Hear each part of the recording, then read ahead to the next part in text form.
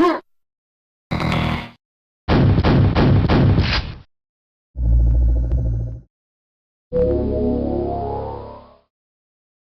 is a quote I've recently become fascinated with.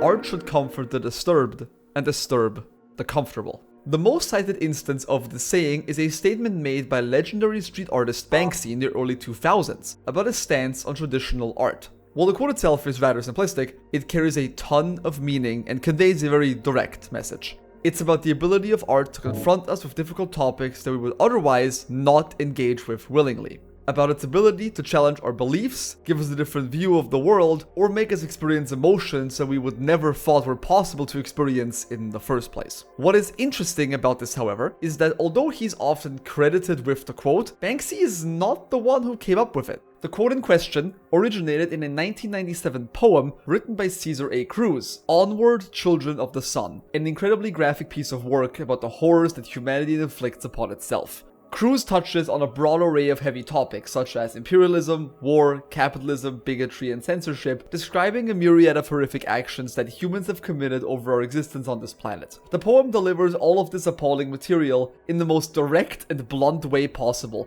making it an extremely difficult and depressing read. But that is precisely the point. Cruz's poem aims to make people think about important issues within our world, not through a boring news report or a post about on the early internet, but through the artistic medium of poetry. While yes, the poem does talk about horrific tragedies left and right, it also carries this faint aura of hope throughout its letters. Almost like it's trying to tell us that even though things suck right now, everything will be okay in the end. Our species will endure no matter what. Throughout most of human history, art is able to be categorized in two distinct ways. The easily digestible and popular works of the mainstream on one hand, and the strange, bizarre, and abrasive works of the avant-garde on the other. For every artist making a palatable piece of art that garnered mass appeal, there existed a smaller but equally as influential group of artists reveling in the abstract, the surreal, and the bizarre. For example, if you show someone the works of Van Gogh or Claude Monet, there is a pretty high chance that they're gonna like it, even without any prior knowledge or interest. Their beautiful displays of nature and the people within are simply breathtaking. The vibrant colors and their unique drawing styles make you all comfortable and warm inside. It's just really pleasant to look at. By contrast, if you showed the same person something like this, they would feel very, very different about it. This is On the Horizon by Odilon Redon, a French surrealist and symbolist artist active around the same time as Van Gogh and Monet, and this work embodies exactly the feeling I was describing earlier about Cruz's poem. Redon's works are strange and weird, depicting things that you cannot fully put your finger on what they are even supposed to represent. You can make out roughly what's going on, but there are still so many questions. Why do these creatures look like that? Why is everything weirdly proportioned?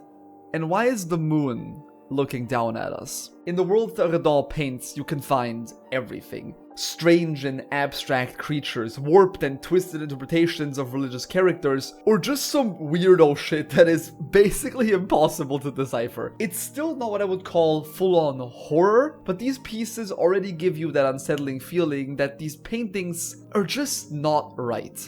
And then there's Zdzislaw Beksinski.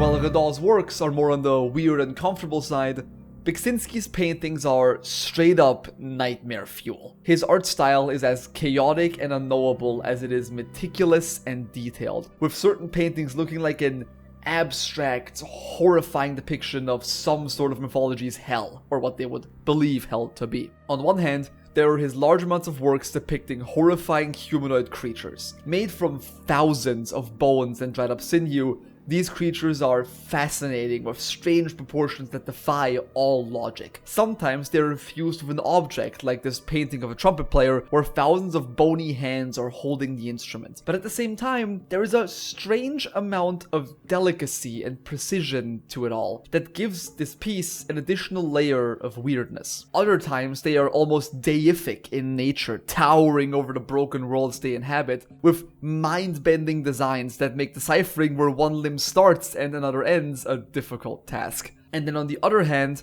there are his landscape pieces, showing towering cathedrals and other religious buildings, opulent megastructures that seemingly stretch on for kilometers, or desolate alien spaces that feel like just the mere act of discovering them is enough to drive someone mad. For many, Beksinski's paintings are abrasive and difficult to find enjoyment in. The sheer desolation and hopelessness these images exude cannot be denied, and God forbid if you're squeamish or have something like trypophobia. I think now you can understand why I put a bunch of warnings at the start of this video, but where most people see a revolting amalgamation of bones and skin, a select few will see something else. Beksinski has stated before that his pieces are not supposed to be all doom and gloom, even though they appear like that on the surface, but instead, he wants to place special emphasis on the beauty and comfort of it all. That even in a world this broken, this dark, things such as compassion and love still exist. And many of his most beloved paintings show exactly that. Just like Cruz has said in his poem, no matter how horrifying and depressing the world around us is, there will always be space for love and happiness to blossom, even if it might not look like that from the outside. Now you're probably wondering, what the hell, man? I clicked on the gaming video only to be presented with an amateur art analysis, and to that I say, yup.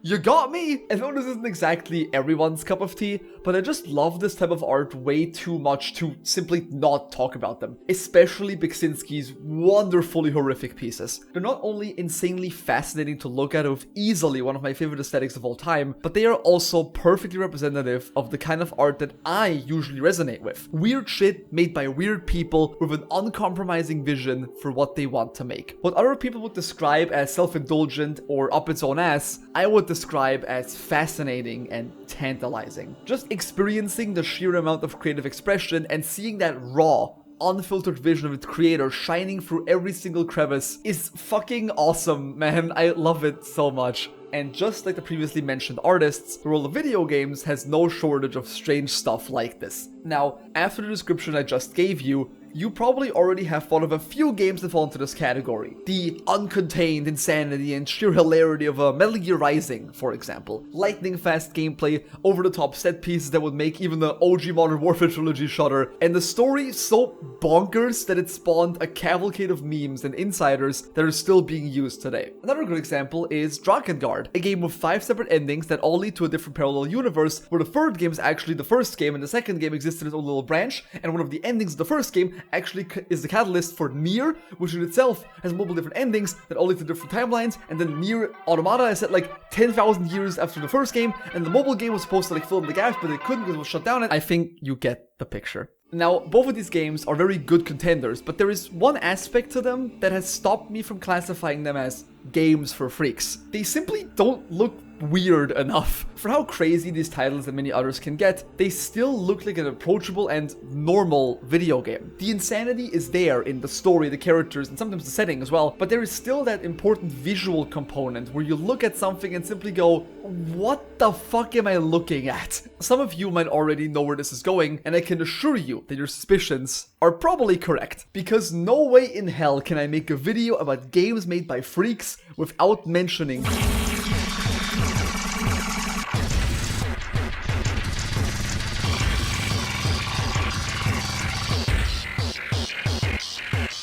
now we're getting somewhere. I think this game is the one that most people thought of and saw coming when they read the title, and I do not blame you for it. This is the popular example whenever these kinds of games are talked about, and for good reason. Cruelty Squad looks fucked up. There is simply no better adjective I could find that would describe it any better. Playing Cruelty Squad feels like attempting to play System Shock while drunk on a broken CRT after someone vomited all over the screen and hasn't cleaned it up yet. The game describes itself as a sewage-infused garbage world, and I think even that moniker is putting it lightly. The UI is difficult to navigate at best and barely legible at worst. The texture choices feel like someone with an active psychosis picked them out in a manic frenzy. Animations are strange and floaty, almost dreamlike with how unnatural they are. The character models look like they're coming out of some sort of GoldenEye-inspired fever dream, and the music is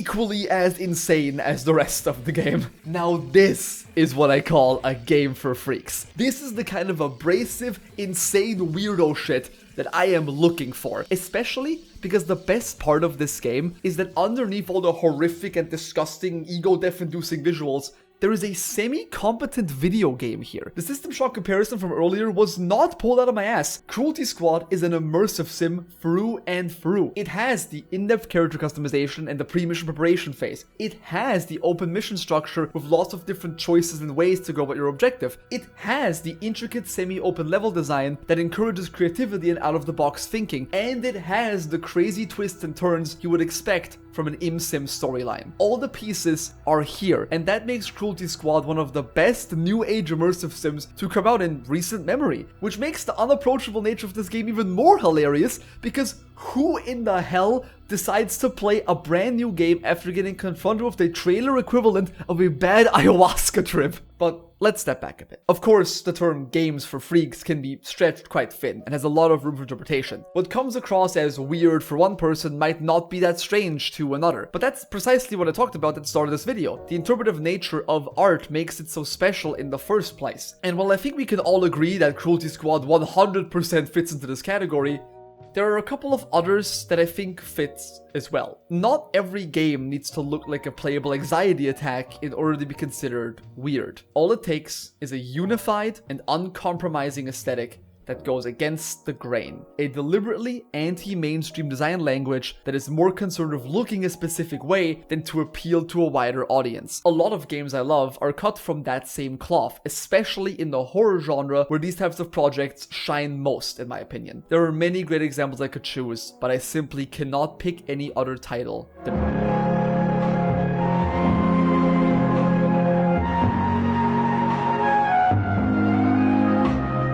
Before I start gushing about this game, I want to say something on my own behalf.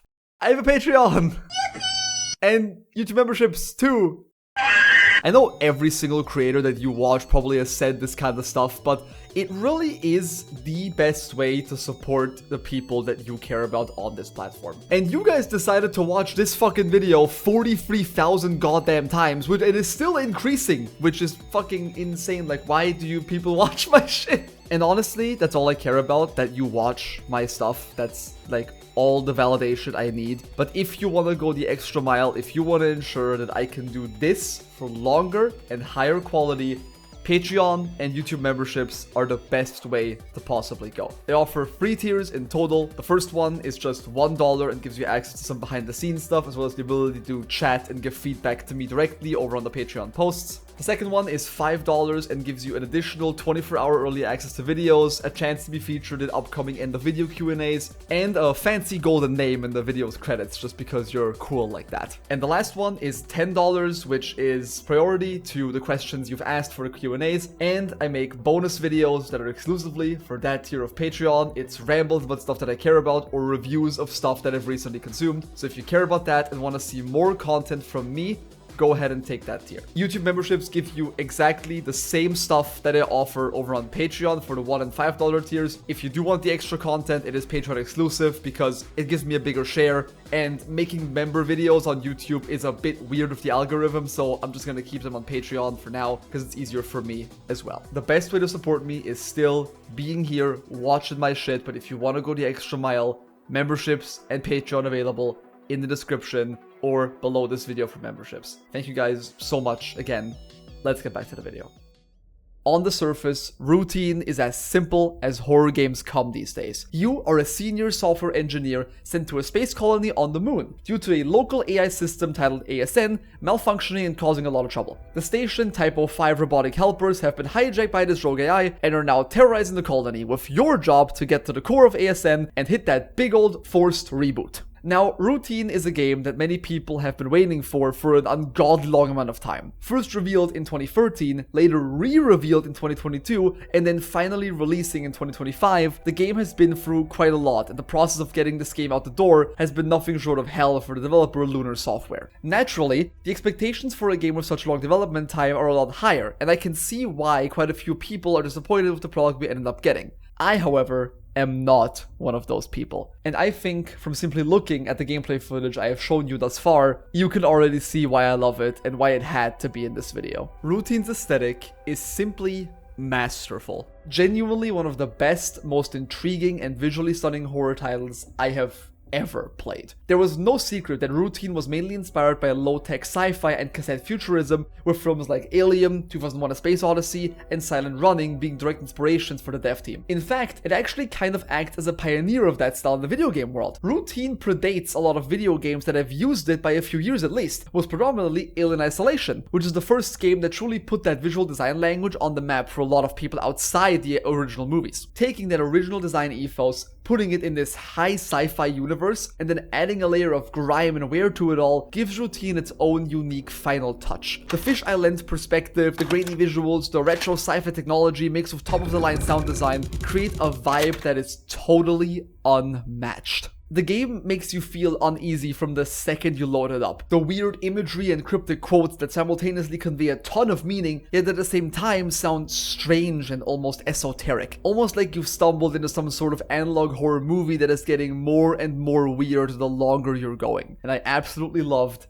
every second of it. Gameplay wise, Routine doesn't do anything special at first glance. It's the classic walk through dark spaces and hide from monsters under table stuff that we've been doing since Amnesia: The Dark Descent. But the way how you do it in this game is so well done. The mechanics with the cat device, the engineering multi-tool you're given at the start of the game, are simple but extremely effective in both helping you solve puzzles and enhancing that feeling of unease that the game creates with visuals and sound. Slowly shuffling through pitch-black corridors, pressing your eyes against that tiny low-resolution screen running at 15 FPS just so you can see something is A+ horror design.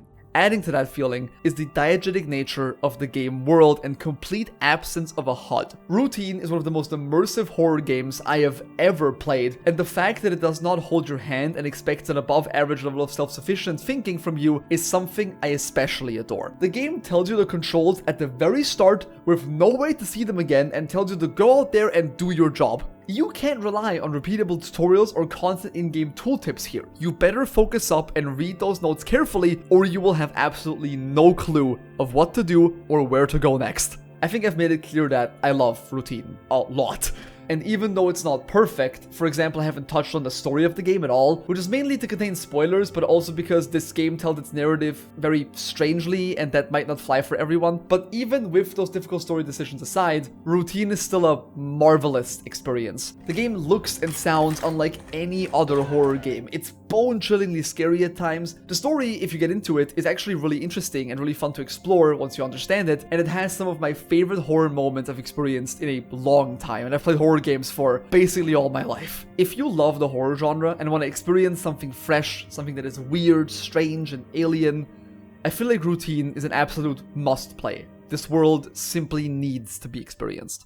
Now for this next one, I want to keep the slow and spooky style we've just established with Routine. The horror genre really is full of freaks making weird art, and there are so many different ways to go about making such a piece. Routine was very much focused on the atmosphere and desolate space station vibes. Dim RGB lighting that flooded the hallways of an abandoned space mall, weathered concrete boxes with old lab and research equipment, or a massive droning chamber home to some unknowable machinery. But what if we take that aesthetic and flip it on its head? LEDs become eyes, concrete becomes flesh, and metal becomes bone. What if we would look at one of those paintings from Beksinski I talked about earlier and said, you know what? I wonder what it's like to live in one of those paintings. Well, we have good news for you, because a game like that already exists.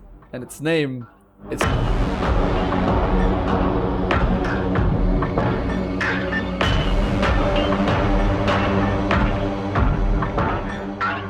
SCORN is a lot of things. It's part survival horror, part first-person puzzle game, and part nightmarish walking sim. When it launched in October of 2022, quite a lot of people were turned off by the game, calling it boring or confusing. And to an extent, I would actually agree with that. SCORN doesn't have phenomenal gameplay. It has pitiful enemy variety, a very small arsenal of weapons, and overall the act of fighting stuff in this game is just really not the best. Same with the level design, which is labyrinthian at best and borderline unnavigable at worst. Winding corridors of flesh and metal that stretch on seemingly forever, twisting and turning all sorts of directions where you never know if the next bend you travel down is gonna lead to a dead end, loop back to a previous hallway, or is actually the intended path you're supposed to go down. But even with these supposed shortcomings, I also understand that the gameplay is very much not the point, as stupid as that sounds. If you bought this game, there is a 95% chance that you either are a fan of SCORN's visuals or the visuals that inspired it, and your enjoyment of this is going to be paramount to how much you'll vibe with SCORN. Luckily,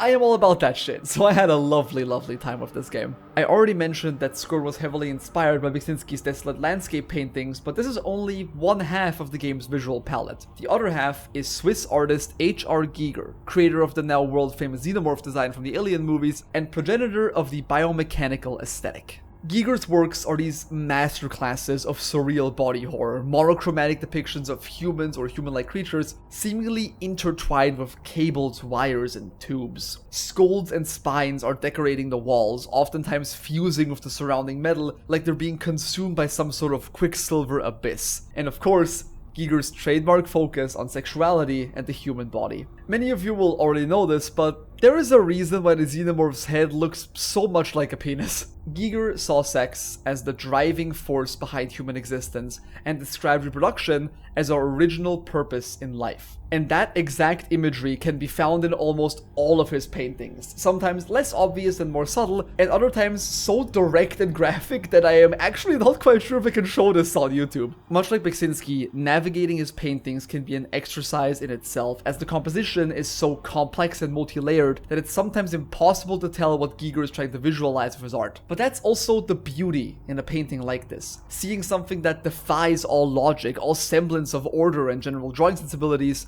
is fascinating and simply incredible to witness at this level. And it's that logic-defying nature that SCORN perfectly embodies and translates into the medium of video games. So much of what you're experiencing while playing SCORN is barely explained and is left open to the interpretation of the player. You play as a skinned human husk with no name or backstory other than the strange visions it has been experiencing showing some sort of massive citadel, which is the driving motivator for the rest of the game. And that's it, really. There really isn't much more to say about the game's plot, because there really isn't much more, and that's very much by design. SCORN uses the concept of the implied narrative, a style of storytelling which uses visual cues to create the barest impression of a plot instead of characters, dialogue, or text dumps like other games. This can make things really confusing and hard to follow for a lot of people, but if you pay attention and learn to understand this nightmarish world, you start figuring out the main character's reason for wanting to reach said citadel. Much like the paintings that inspired it, SCORN is not concerned with presenting its story in an easily digestible way. In order to make this world feel as alien as possible, the game needs to be as cryptic and vague as it is, so that the player is put into the shoes of this skinned husk we're inhabiting, who woke up in a hostile and horrifying place that it does not understand, with a primal desire for something greater deep down inside of its heart,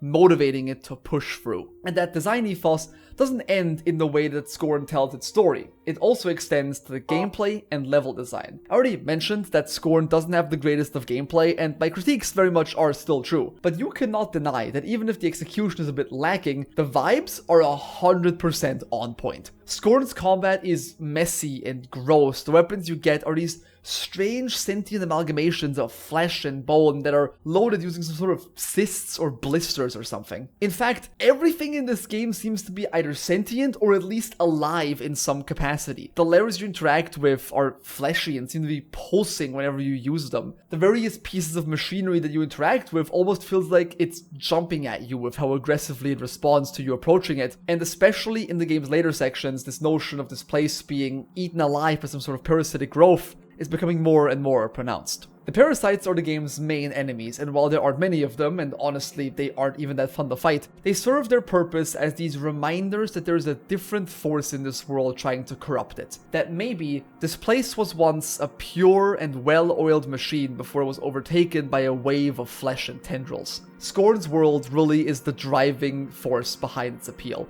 Simply existing in this place feels wrong somehow, and the level design perfectly reflects that. The complex and winding nature of these locations fills you with a sense of awe and dread. Sometimes it's even difficult to figure out what the hell you're looking at. Why is this door the way that it is? What purpose does this massive chamber serve? And why is there a machine specifically designed to scoop out these creatures? And you will never get an answer to any of those questions. SCORN is as unknowable and abstract as the works that inspired it. I absolutely love it for that. And that really is the breaking point for this game. Before the game's launch, a lot of people expected it to be a more action-focused shooter, but when it came out and they found that it was a slow-burn puzzle game, most of them immediately dropped it after 10 minutes of playtime. But now, you have the power of hindsight, and you also have me, who just spent the last couple of minutes talking your ear off about this game and why I love it so much. So if you are at all intrigued by what you've seen just now, I highly recommend you give SCORN a try. There is really nothing like it.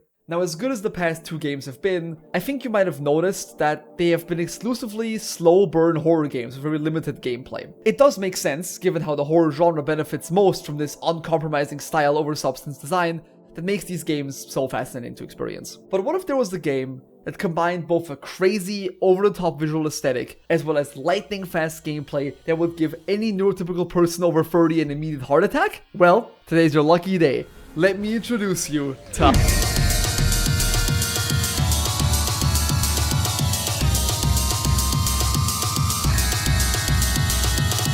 Hyperdemon is fucking nuts. A playable stroboscopic fever dream where the only reason you know you're doing something right is because the words game over haven't appeared on your screen yet. Or, as my favorite Steam review for this game puts it, how is this game visually readable? I don't understand how I understand what's going on. It doesn't make sense that this game makes sense. Fun fact, Hyperdemon is actually a sequel to a game released in 2016 called Devil Daggers, which can now be seen as the simpler, less overstimulating father of Hyperdemon. The gameplay loop of Devil Daggers was incredibly simple. You load into this void and pick up the titular dagger, which allows you to shoot either a constant stream of daggers or a high damage shotgun blast of daggers out of your hand. Then, demons and various other hellish creatures spawn infinitely and try to kill you. Your goal? Stay alive for as long as possible and chase higher and higher placements on the game's leaderboard. A very classic arcade shooter gameplay style that still remains as addictive as it was back in the arcade cabinet days. I actually played Devil Daggers way back in 2016 and enjoyed it to an extent.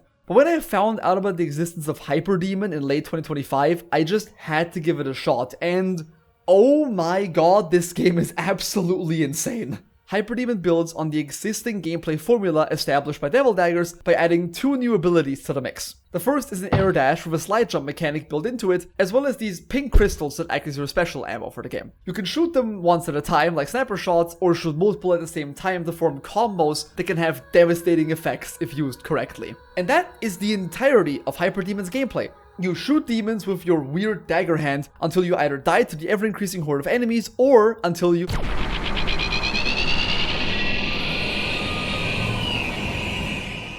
If I had to describe Hyperdemon's visual style, it would be something along the lines of hallucinogenic. While Cruelty Squad was overstimulating due to its sheer rancidness, Hyperdemon actually has some beautiful visual effects that are thrown at you in such rapid succession that it almost becomes blinding. But the craziest part is that nearly all of these effects have a genuine gameplay purpose and are all there to communicate vital information to the player. Take the weird spherical projection, for instance. This is a rendering technique that displays a 2D plane over a 3D dimensional sphere and seamlessly warps around it. This effect is most commonly used in photography, particularly with the creation of large panoramic pictures. They use this effect in order to capture a full 360 degree of a place without having the center of the screen shrink like in any other recording method. Hyperdemon uses this tech not just for a cool visual gimmick, but to allow for a larger than normal field of view range than 99% of other shooter games. Normally, FOVs above 120 often result in a smaller center and therefore not only makes it harder for target acquisition, but also the act of putting your crosshair on it due to simply having less space available when aiming. Meanwhile, Hyperdemon gives you the option for an FOV value as high as 180 without a single compromise. The center remains the same size no matter how crazy the FOV gets. You always have the same amount of distance to cover when aiming, which is something I have never seen in any video game in my entire life. Like, what kind of insane black magic rendering is this?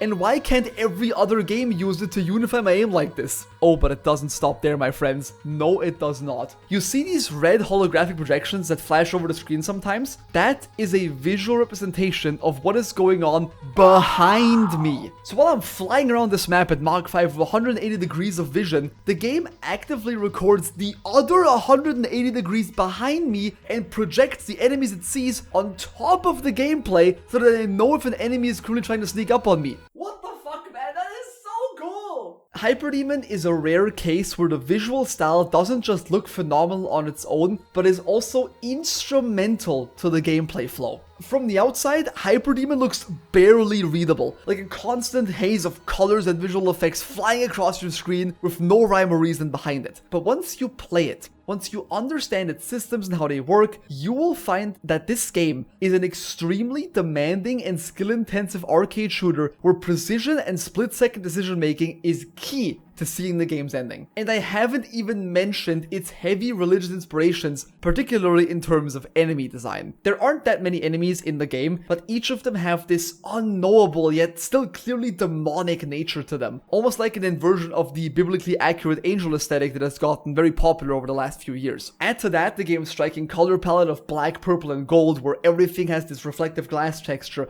almost like how a prism is reflecting light, and you get a game that looks unlike any other FPS ever made. While Hyperdemon completely lacks any semblance of a story or even basic world building, there really doesn't need to be. This is a gameplay first game where such things as logic or common sense do not exist. Instead, it cares more about marrying both skill-based arcade shooter gameplay with a really cool and unique aesthetic and pulls it off masterfully. If you're the kind of person that really loves demanding flow state games like Devil May Cry, Ultra Kill, or Neon White, where it's more about personal goals and high score chases, you will love Hyperdemon. I can guarantee you that. This game will get its teeth into you and not let go for at least a couple of hours. Let's see if you have what it takes to get to the end.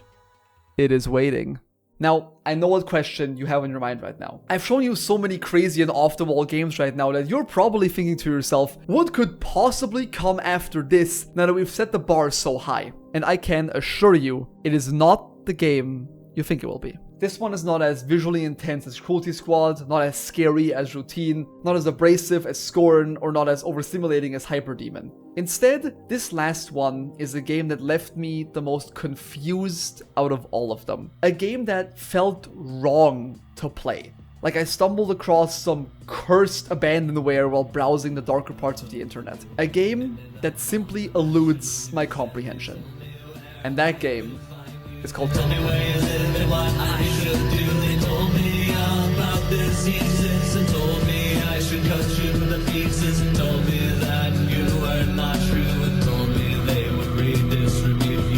I don't even know how I'm supposed to start describing this game. Playing PSYCHOPOMP feels like I'm having a surreal schizophrenic episode. Rarely during my time with a video game have I felt such a level of disconnect and sheer bewilderment regarding everything it does. For the first half of the game, I wasn't even sure if I liked it or hated it, but I still was compelled to keep going deeper and deeper into this strange and fucked up world. The farther I went, the more confused I got. The creatures I had to fight became increasingly strange and disgusting. The characters I met would become less and less human, who in turn would say weirder and weirder things. The locations became more grotesque and unknowable, and the story became increasingly expansive and difficult to fully comprehend. The player character is this paranoid conspiracy theorist maniac whose entire motivation for starting her journey is that she keeps thinking everyone is keeping secrets from her. Be it her neighbors, the government, hell, even apparently the animals are all hiding the truth from us. Even the fucking loading screens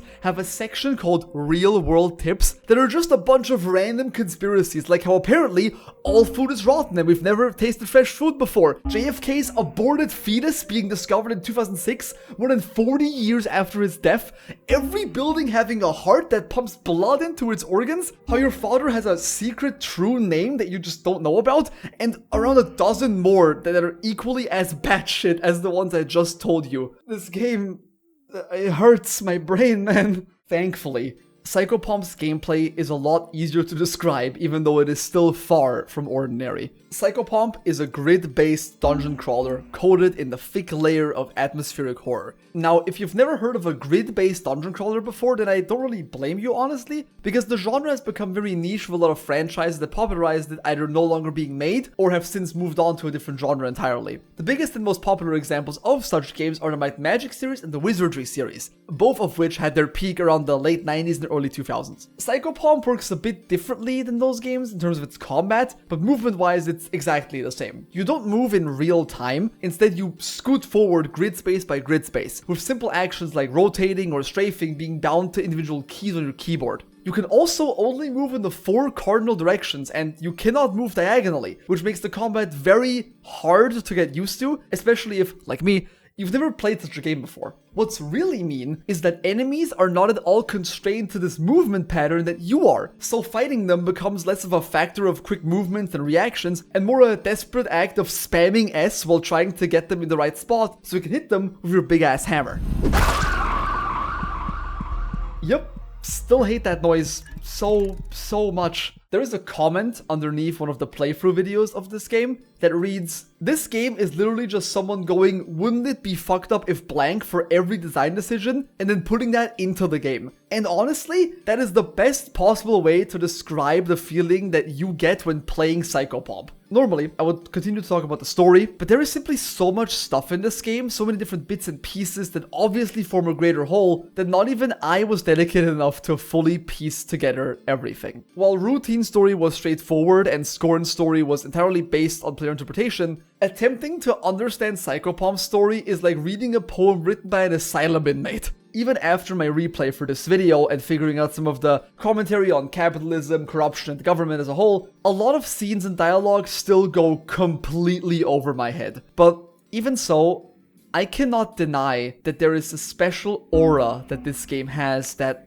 utterly fascinates me. There's so many things that PSYCHOPOMP does well, like the atmosphere and the soundtrack, which enhances that unnerving feeling you get, that mashup of different art styles and how it still forms a cohesive aesthetic and visual identity, or even some of the set pieces and locations that are very well designed with lots of thought put into the puzzles and obstacles that a player must overcome. Much like Cruelty Squad, PSYCHOPOMP is a very well made and competent spooky dungeon crawler underneath all of its craziness, and I absolutely love that about it. This game will stick with me for a while, not because of an emotional story, an interesting character, or an addicting gameplay loop. It will stick with me because I've never played anything like this before, and will likely never play anything like it ever again. Even the currently in development sequel looks like it has completely shifted genres altogether, and will probably play nothing like the original PSYCHOPOMP. But what I do know is that I will 100% play it once it comes out. I simply have to know what in God's name the developer Fading Club is cooking up next. And I hope that it will leave me just as confused and bewildered as their last game did.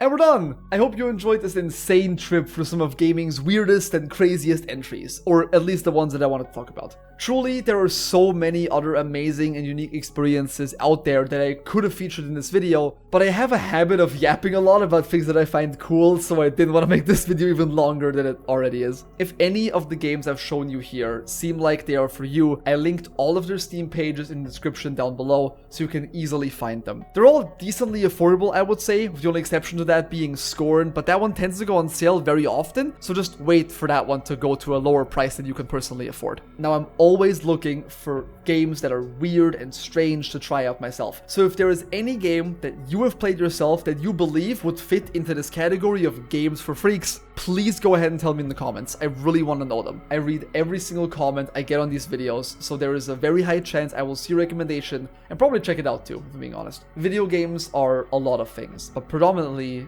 they are art. And what makes art so beautiful is that it can take any form, any medium, and any style, and is still being able to be enjoyed by a group of people who just really mesh with it on a deeper level. I hope that this video was not only entertaining, but also maybe made you think about trying some weirder stuff in the future. Broadening one's palette is always good, and who knows? Maybe that weird game you randomly picked up on a whim ends up becoming one of your new favorites. It certainly wouldn't be the first time for me. And if you happen to be an artist and are thinking about making something, but are not quite sure whether you should do it or not, because you think it might be too weird or too out there, I want you to go ahead and make it anyways. No matter how you think most people might react to it, I can guarantee you there is always somebody out there who will vibe with it, and whatever you're making will be there to praise you for it. I mean, that's kind of what I did with this channel, actually. And if some random European nerd with ADHD and too much free time can do it, you can absolutely do it too. But before I go,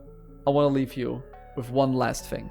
And that thing is that public schools are required to have at least 50 teeth of mammalian origin embedded into their north-facing walls for structural and safety support. God fucking damn it, man. This game is so